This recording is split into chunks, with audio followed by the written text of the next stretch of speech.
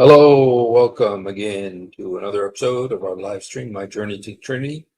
My name is Hussein. Happy to be with you. Happy you can be with me. Um, Pinky is right there.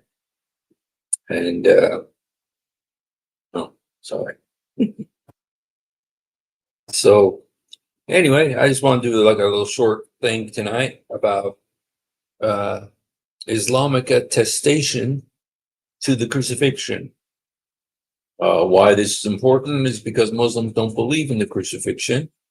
They don't believe Jesus was crucified or that he died. When you get into the situation of the Ahmadis are a little different, because they got a different view about it.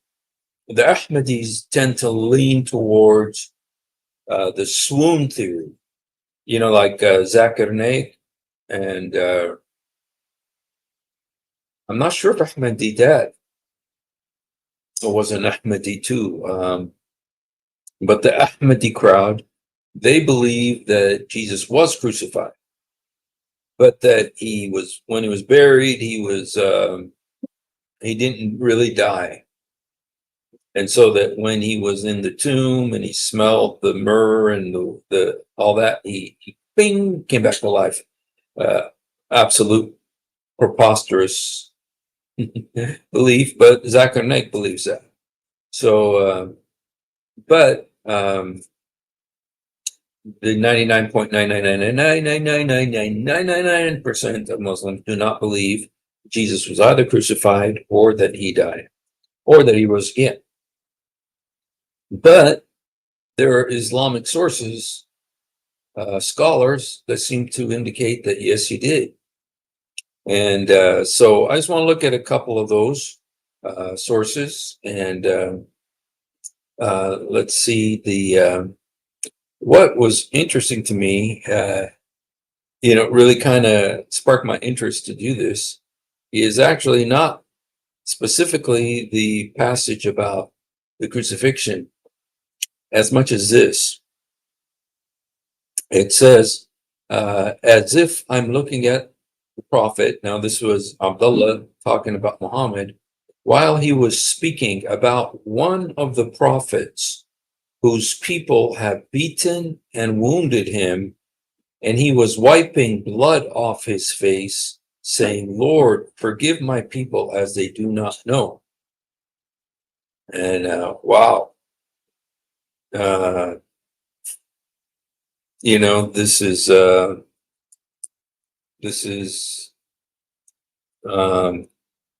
very clearly,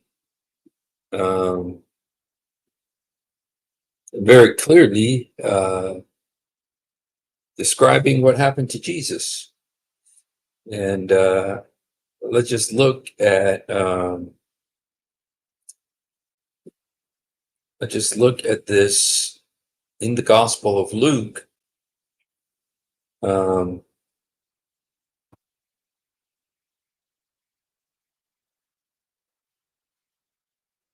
I got to get this down. But let's look at this again. And as if I'm looking at the prophet while he was speaking about one of the prophets whose people had beaten him and wounded him, and he was wiping the blood off his face, saying, O Lord, forgive my people as they do not know.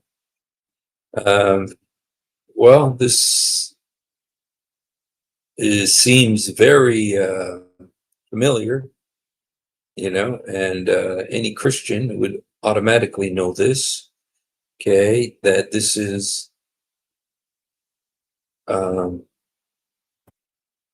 it says right here, and we can look back at the places where they beat Jesus, vehemently accusing him, okay, and I know it.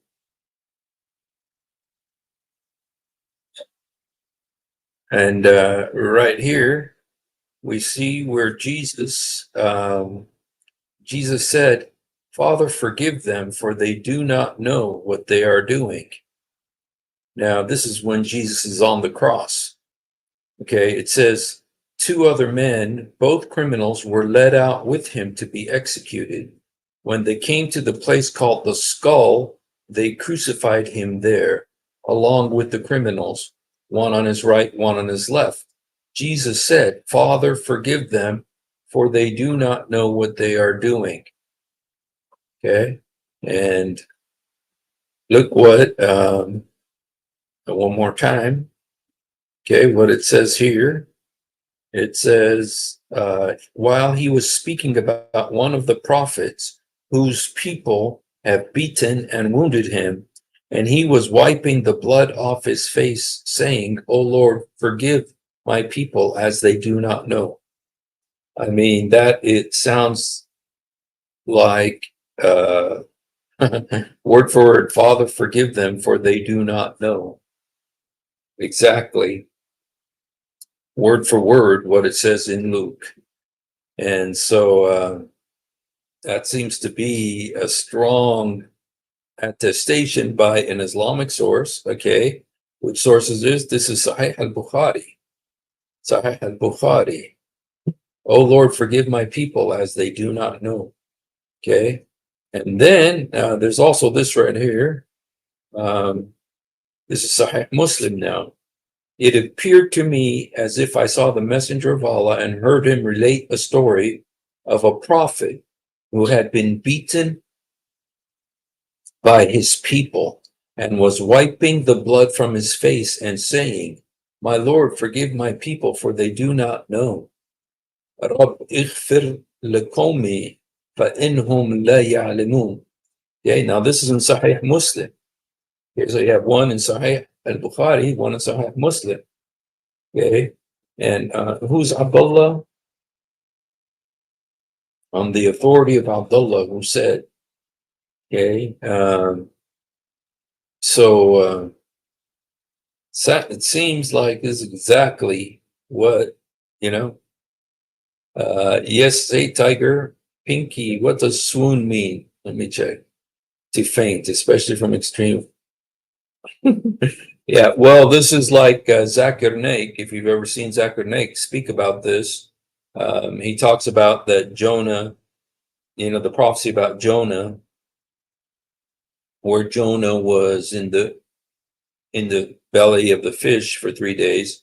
And Zakir Naik is saying, see, that Jesus said that he was going to be in the belly of the earth like Jonah, because Jonah didn't die. So he's saying that Jesus didn't die and that he went into the tomb, was in there, but then when he smelled the spices and everything, he woke up in the cool of the tomb.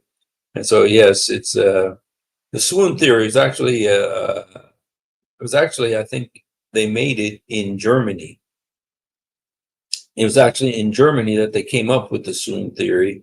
And there were lots of people that actually believed it, even in Germany. And but it's scientifically impossible, that would happen. And then you got to imagine, okay, so what they're saying is that Jesus was on the cross, he was crucified, it looked like it was dead, taken down from the cross, but he's still alive. Okay, now the Bible very clearly says that he died.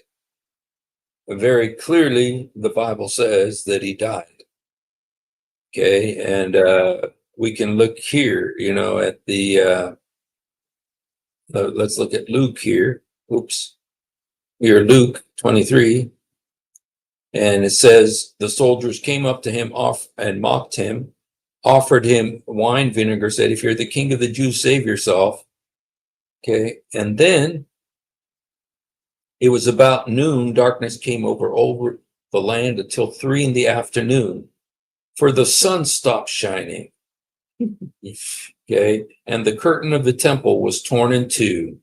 Jesus called out with a loud voice, Father, into your hands commit my spirit. When he said this, he breathed his last.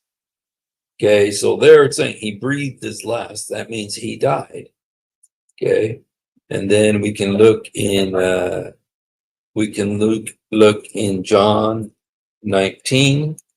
John 19 is probably the strongest, clearest testimony of his death, because, okay, it says, later, knowing that everything had been done, that scripture would be fulfilled, Jesus said, I am thirsty. A jar of wine was there, so they soaked a sponge in it and put the sponge on a stalk of a hyssop plant and lifted it to Jesus's lips. When he had received the drink, Jesus said, it is finished. With that, he bowed his head and gave up his spirit. Gave up his spirit, meaning he died. Okay. And then there's even a stronger, this is from an eyewitness who was actually there. It was John. Okay. And it says here, the Jewish leaders did not want the bodies left on the crosses during the Sabbath. They asked Pilate to have their legs broken and bodies taken down. The soldiers came, therefore, to break the legs of the first man who was crucified with Jesus, then those of the other. But when they came to Jesus, they found he was already dead. So there you have two attestations that he's dead. These soldiers knew death. These soldiers, that's all they did was kill people. And they knew he was already dead. And they did not break his legs. Instead, one of the soldiers pierced Jesus' side with the spear, bringing forth the flow of blood and water. Okay, that means that the fact that it was blood and water that came out means that the sac around the heart, it's called pericardium or something like that, was pierced, and the water came out. Okay, because when you die, what happens is that the water, the fluid in your body, goes to protect the vital organs, the most vital being the heart. And so this water, the liquid in Jesus' body, was around the heart, protecting the heart. And when they pierced him, that water came out. Okay. And then it says this, it says, the man who saw it has given testimony, and his testimony is true. He knows he tells the truth, and he testifies so that you may believe. Okay. So this was John himself saw this happen. So there you have three attestations in John, proofs that Jesus died. Okay. So anyway, there's no question that he died. And but the swoon theory says he didn't die and he came back to life. But you got to really think about it. If this crazy theory that he was alive, that he came back to life. Well, he didn't really come back to life because he didn't die. He just woke up in the tomb. You got to also say, well, if that happened, there was a heavy stone on that tomb. Are you saying that he woke up and with nail marks in his hands and in his feet, that he walked over and rolled that stone away from the inside? You guys, this thing weighs tons. This rock weighs tons. You think he pushed it from the inside with his crucified hands and feet? He pushed that rock out. I mean, how can he open the tomb from the inside? Okay. All of the Gospels, like Mark, Matthew, say that an angel came down and rolled the stone away. But there's, with this swoon theory, you have to say Jesus came and he rolled the stone away and then walked out of there, walked over to where the disciples were, and they said, look, he's risen, and with all of those wounds, with the bleeding and, with the wounds on his head, the wounds on his hands, the wounds on his feet, still, with the blood and everything, and including the spear. So it's an insane theory, but it wasn't the Muslims that came up with that. The swoon theory was actually, we can thank Germany for that. I'm pretty sure that they are the ones that came up with it. Let's see, the swoon hypothesis is any of a number of ideas aimed to explain the resurrection, proposing that he did not die on the cross, but merely fell unconscious, swooned, and was later revived in the tomb. According to proponents of this theory, the appearances of the risen Jesus to disciples following the resurrection are merely perceived to be resurrection appearances. Okay. So I want to see where this actually came from. This and similar theories of the resurrection of Jesus and witnesses to his resurrection became popular in the Western world after the first proposed by some in the 18th and 19th century Western authors and philosophers, including Oscar Wilde and Friedrich Schleiermacher. However, since the last decade of the 19th century, all of them have been discarded as baseless and unacceptable by a majority of biblical scholars. The 200-year hypothesis continues to be the subject of debate in popular circles, and scholarly literature considers it controversial that Jesus died during his crucifixion. Okay, so around 1800, a guy named Carl Venturini proposed that a group of supporters dressed in white who were with Jesus members of a secret society, had not expected him to survive the crucifixion. And third rationalist Heinrich Paulus wrote books on 1802 saying he believed Jesus had fallen into a temporary coma. Okay. And then Friedrich Schleiermacher, a name like that can understand what, no, I'm just kidding. Okay, and then you got Mirza Ghulam Ahmad, the founder of the Ahmadiyya Muslim movement, proposed a hypothesis in his book, 1899, Jesus in India, that Jesus traveled to India after surviving the crucifixion. And, you know, Zakir Naik is an Ahmadi. So this fits with what he believes.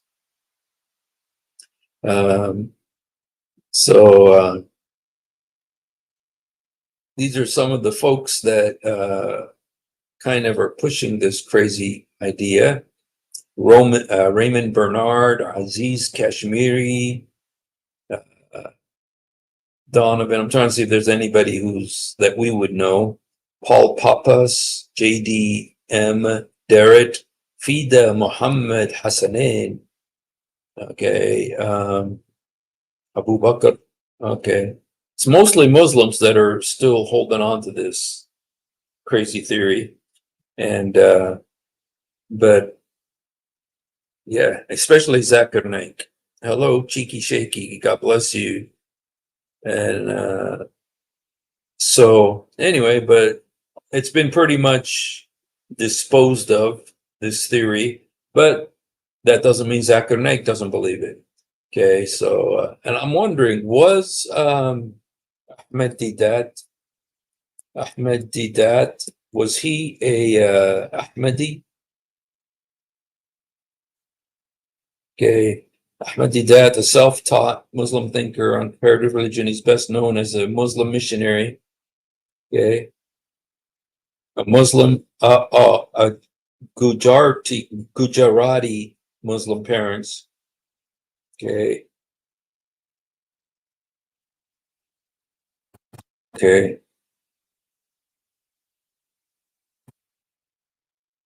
Okay. It doesn't say anything about him being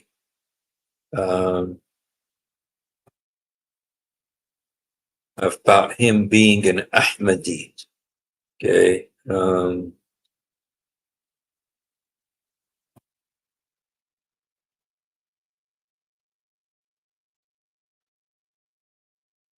He spent the last 9 years of his life in a bed at his home in South Africa, looked after by his wife, Hawa Didat, encouraging people to engage in da'wah. Okay, he died on August 8th, 2005. And I believe he got saved before he died. I know lots of people don't agree with me, but before he died, he asked for a particular book to be put on his chest, and it was the book More Than a Carpenter by Josh McDowell. You know, but there was a lot of controversy about him. His center was financed by the Bin Laden family that he liked. He described positively. Some of his writings are apologetics through polemics.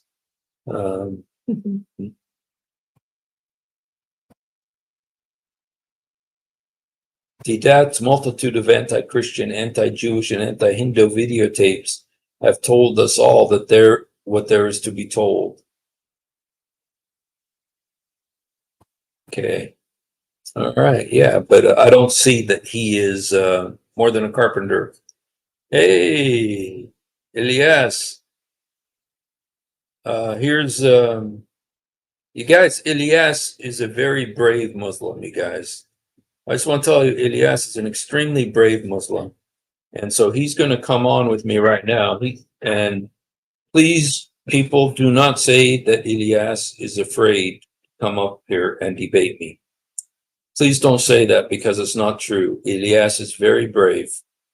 Elias is very brave, and he's going to accept. There's the link, Elias. Come up and prove everybody wrong. You know, all the people who think that you're just a wimp, all the people who think you're a chicken, that you're scared, you know, come up right now and prove them wrong. Be brave like your prophet. Yes. Remember how brave Muhammad was, especially when he had to flee from Mecca to go to Medina. Remember how brave he was? It was amazing when he did that hijrah, you know, because you know what he did? I don't know if you know this, Ilyas, but what Muhammad did is he knew people were going to come looking for him, but he was afraid that they would try to kill him. So he asked a little boy named Ali to sleep in his bed and pretend to be him while he fled to Medina. So awesome move by Muhammad there. He fled to safety, but he left the boy in his bed to where people would think that boy was Muhammad, and they may have killed that little boy thinking he was Muhammad. Yeah. So, you know, Muhammad was so brave. So, you know, Elias, you should be brave like your prophet and come on. So, anyway, you guys, let me just again show you this passage. This is Abdullah is reciting this. He says, as if I'm looking at the prophet while he was speaking about one of the prophets whose people had beaten and wounded him, and he was wiping the blood off of his face and saying, O Lord, forgive my people as they do not know. Forgive my people as they do not know. You know, this is what Muhammad said. And then, like I showed you in Luke, you know, 23, just to show you where Muhammad got that from. Okay. It says that when Jesus was crucified, verse 34, Jesus said, Father, forgive them, for they do not know what they are doing. And he was beaten and crucified. Okay. So there you have it. You know, this particular hadith is very clearly describing what Jesus said. So I don't want to say that Muhammad, you know, stole that from the Bible, but it sounds a lot like the Bible. It sounds a lot like Jesus. He was beaten, he was bleeding, and then he says, God, forgive them, Lord, forgive them. They don't know what they're doing. How could it be? How could it be anything but theft? I mean, plagiarism. I mean, that he heard it from, you know, a Christian, and we know Muhammad was an ear, and he would just hear something and then put it in the Quran next week. So, Elias, be brave, my friend. Everybody, look at all the nice things everybody's saying about you, Elias. Look, Elias, be brave like your prophet, and he even spelled prophet right. And then Elias is very brave, Allah's defender. Elias is very brave, Allah's defender. How brave of the great prophet. Yeah. Prophet using this kid. You know what? Runs.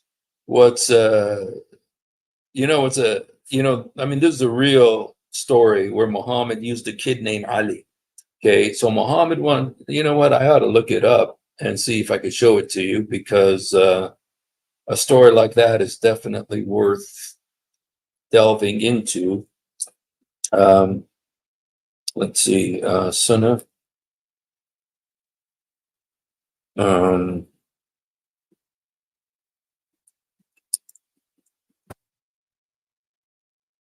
See if I can find it.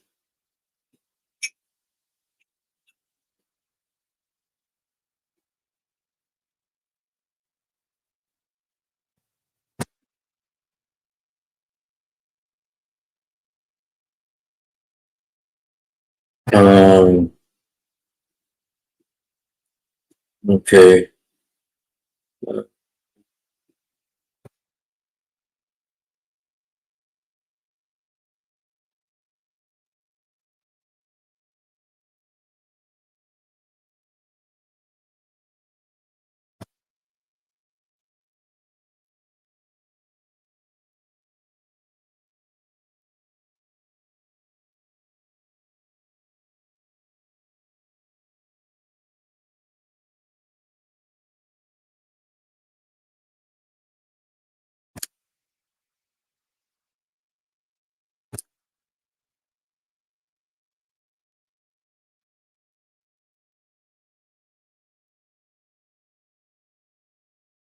Um,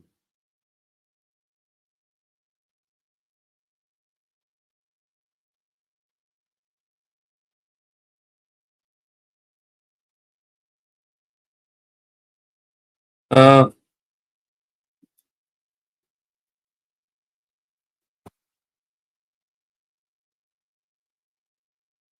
where is it?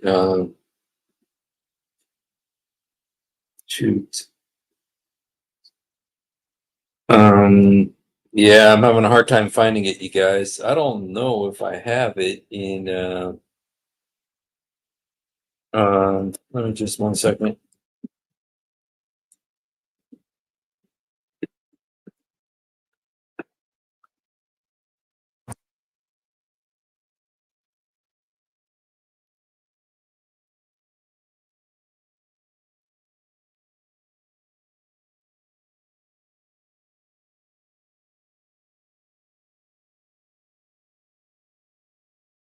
Alrighty. Okay. Okay. Here, let me show it to you. This is the.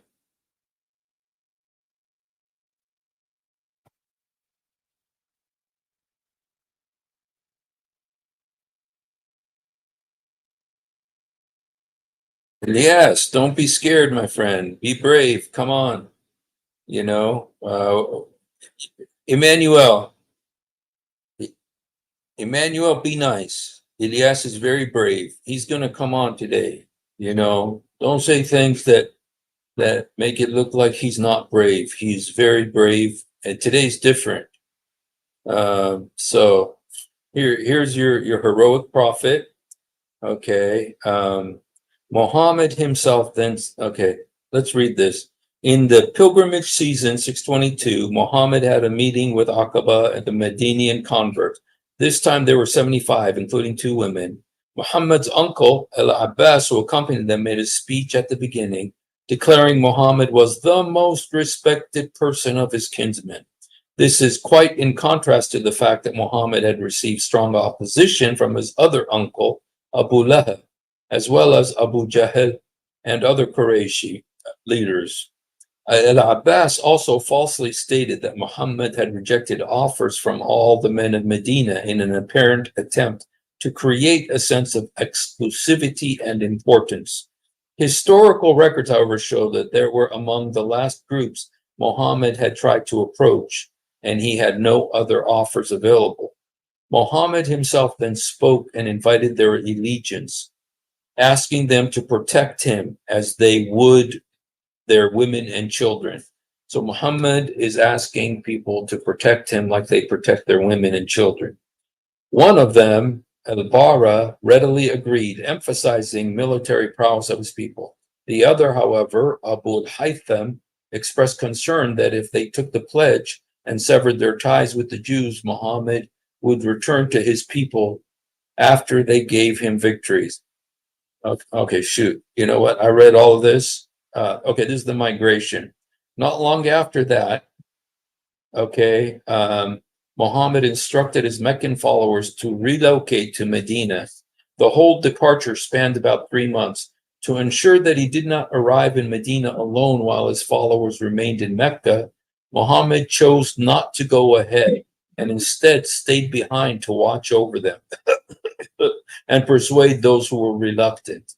Some of the Quraysh tried to dissuade their family members from leaving, but in the end, there were no Muslims left in Mecca. Muhammad regarded this migration as an expulsion by the Quraysh. Islamic tradition relates that in light of unfolding events, one of the Qurayshi chiefs, Abu Jahl, Muhammad's childhood friend turned enemy, proposed a joint assassination of Muhammad by representatives of the Quraysh clan. Having been informed of this by the angel Gabriel, Muhammad asked his cousin Ali to lie on his bed covered with his green Hadrami cloak, assuring him that it would be safe. Muhammad then went with Abu Bakr to a cave in Mount Thawr, about an hour's walk south of Mecca, and hid there. Abu Bakr's children and servants were still in Mecca, regularly brought them food. After 3 days of hiding out, they went to Medina. So, he told Ali, who was a kid, you stay in the bed to where when they come looking for me, they see you. And they may end up, killing you because they're trying to assassinate me, but I'll be in a cave, okay? And beautiful story. But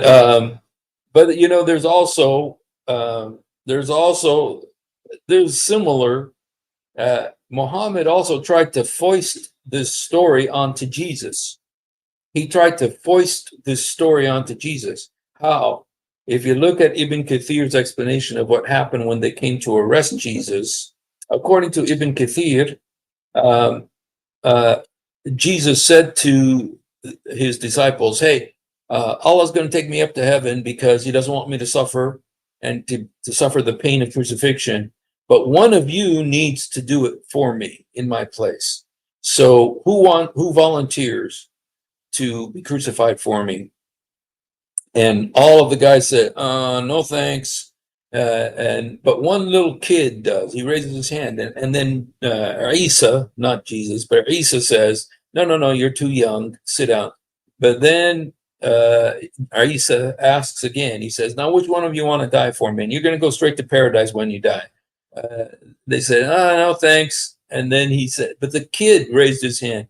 And then finally Isa says, okay. And boom, he made the kid look like him. And he went up through a hole in the roof. And then this kid was crucified in Jesus' place, or Isa's place, according to Ibn Kathir. And so it's a crazy story, but that is what Muhammad did to Ali. He made Ali stay in his bed so that people would come mistake that kid for Muhammad and possibly kill him.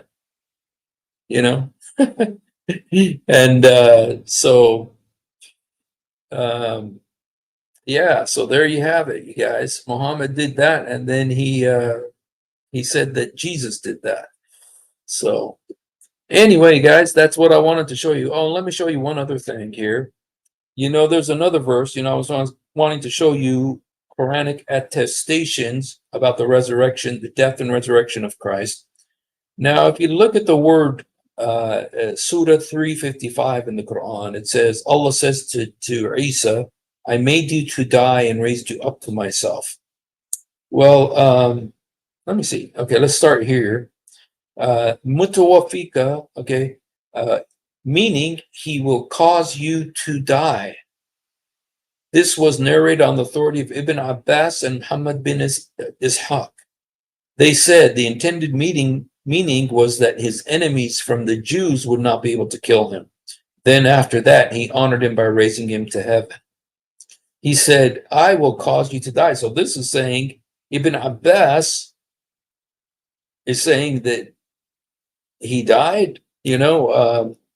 Since we're here, we can go ahead and actually look at that, because I know where we can see Ibn Abbas.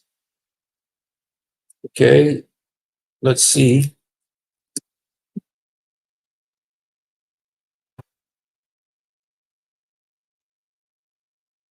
Okay, let's see what Ibn Abbas says. Here's Tafsir Ibn Abbas on 355. Okay, remember Allah said to Jesus, I am gathering you and causing you to ascend to me. Okay, those who follow. Okay, now this is Ibn Abbas, but that's not saying the same thing as the other one was. A lot of these have been sanitized to fit into Islamic doctrine. So you're not really going to find the what they originally said, like they said it in Arabic. So, but anyway, here Ibn Abbas is saying, that mutawafiq is I will cause you to die. Very, which is what it means. Now, Wahab, now this is a Islamic scholar, said he died for 3 hours. Then he was raised. So he's saying, Wahab is saying that Jesus did die and then was raised up. And he died for 3 hours. The second, Muhammad ibn Ishaq, said he died for 7 hours. Then God revived him and raised him.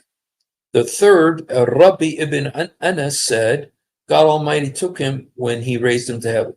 Okay, but look at this. Ibn Ishaq, Muhammad ibn Ishaq said he died for 7 hours. Wahab said he died for 3 hours.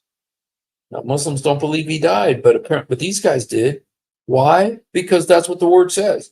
Inni mutawafiq, I made you to die. So, yeah. When God said, Jesus, I will take you, Inni mutawafiq, Ibn Qutaydah said, Tawafi comes from the completion of a number. It is said, I died, and I was completed, just as it is said, I was certain of the news. I was certain of it. Then death is called death, and he died, as Abu Ubaidah recited. So, the thing that most interesting to me was that Ibn Ishaq said, Muhammad ibn Ishaq said that Jesus died for 7 hours. That's interesting. So, all right. Well, God bless you, Tiger. Thank you for hanging out with us for a little bit. And that's all I really wanted to show you guys today. And so I appreciate you hanging out with me for a little bit. And you know what? Since we are doing this about the crucifixion and we read the passage about Jesus taking the vinegar, I'd like to end this with a song I wrote, one of my songs. Let me see if I can get it here. Okay, my videos.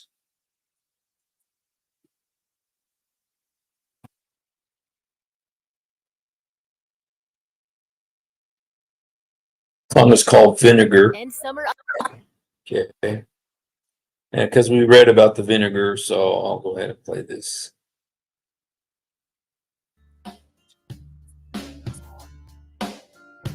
Just like a stream, your blood from your veins, it flowed into my deeds to awaken my stillborn soul, just like a glass,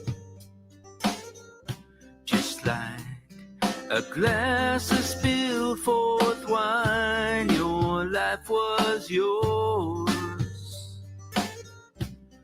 death. Through death you made it mine.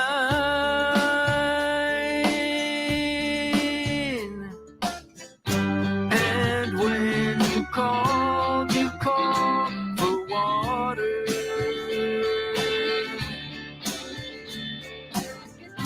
We put a sponge on a stick, dipped it in a flask, and raised it to your lips.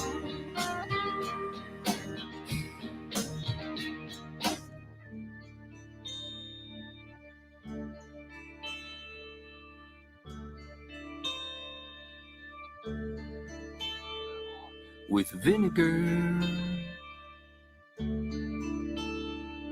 With vinegar.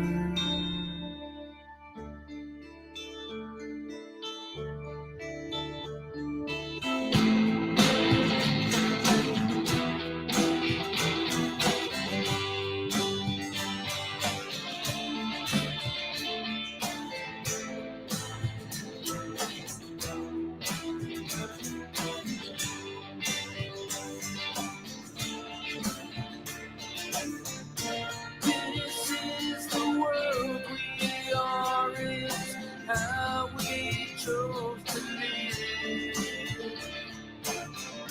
Nails, scars, and thorns, it's all we have to give. And if there should be those who feel that deep thirst, all this world has to give to them is what it gave to him first.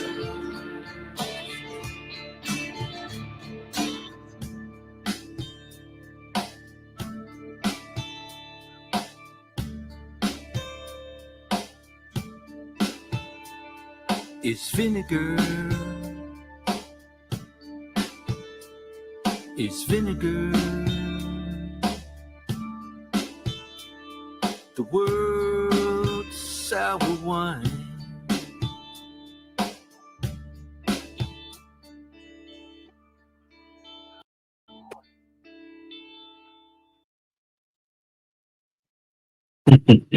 All right, you guys, thanks for hanging out.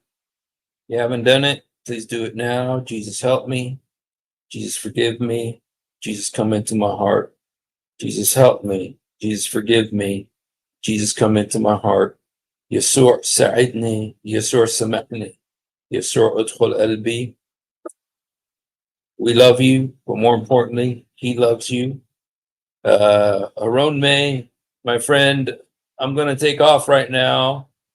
So maybe come back tomorrow or the day another day. So all right, you guys.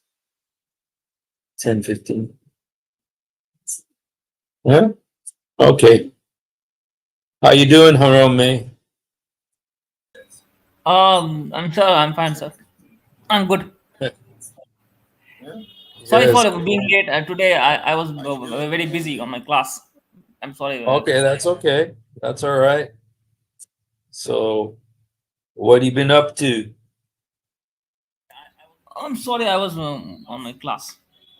Oh, yeah. What kind of class? I mean, it's class of electronics. I mean, it's a paper of physics. What kind of class? Oh, electronics. I didn't It's a understand what you said. it's a paper of physics. I mean, Oh, physics. a Wow. bachelor degree. One of the paper. Wow. That's awesome.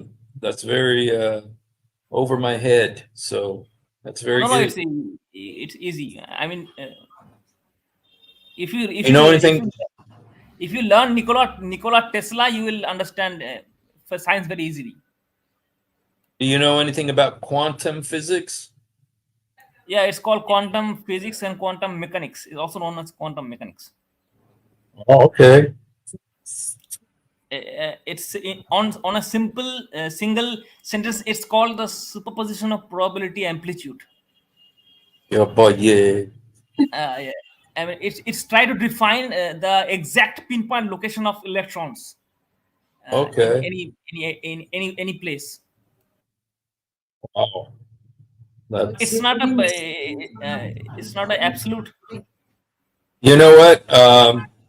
My your mom is asking if you've been reading the Gospels.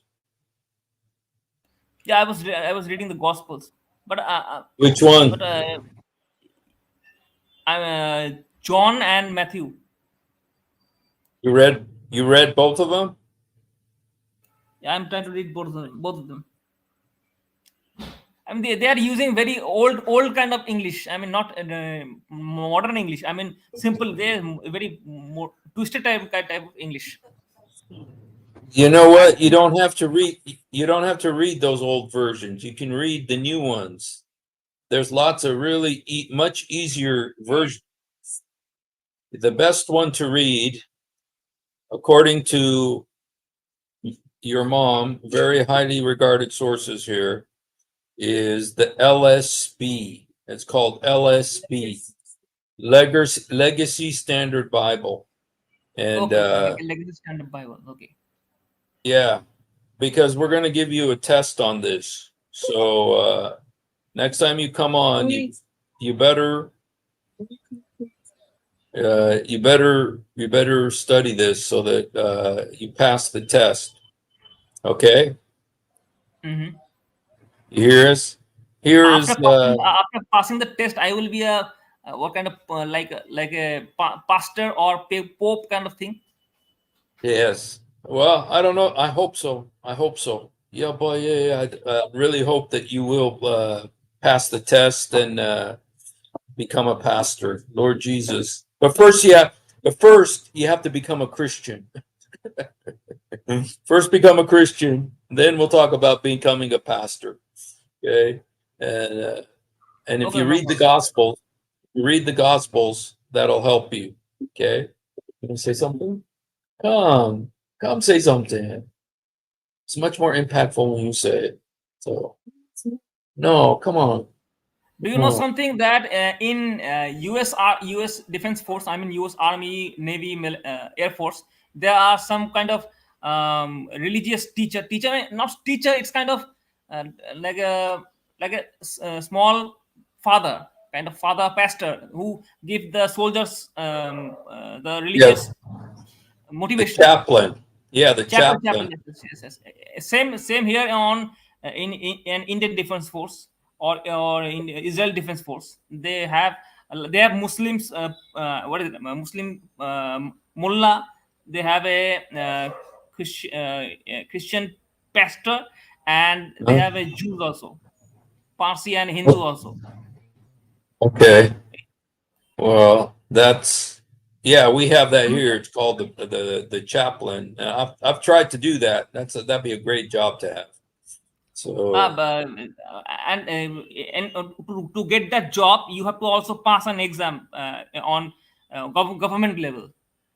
Only then you will have okay, I the wanna position. I wanna ask you to read something.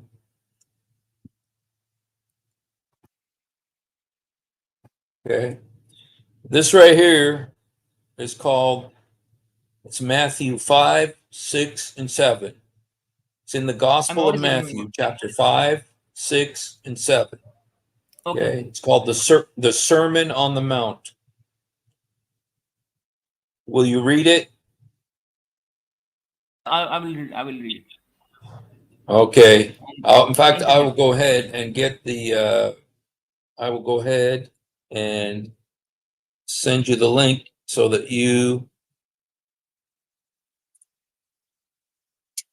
okay, okay, so that you here, Do you have the link now? okay. Yes, I do. I'll send it to you. Here's the link. So, paste. Here's the link, Matthew 5, 6, and 7. And you take that and you read it, and you're going to have a test next time you come on. Okay. So you better learn it. Okay. Hold on, you have gave me two links. I mean both of them, or I have to go just for one? No. Just go with this one. Okay. Okay, LSB. Okay, the last one is version equal to LSB. Yeah, the other one was LSB too, but it was a different chapter. This one is this was Matthew 5, 6, and 7. So if you open this, it'll take you to Matthew 5, 6, and 7, and then we'll have a test for you next time you come on. Okay. Okay. I will prepare for it. Okay, sounds good. All right, you guys. Well, I think I'm going to go ahead and end the stream tonight. So thanks, Haronme, for coming on for a second. And thank you, everybody else, for being with us. You have a blessed night. And we'll hope to see you hopefully tomorrow. God bless you guys. Oh, wait a minute. Tomorrow? No, I'm not sure it's going to work tomorrow, but maybe the day after. All right. Have a great night, you guys. Thanks.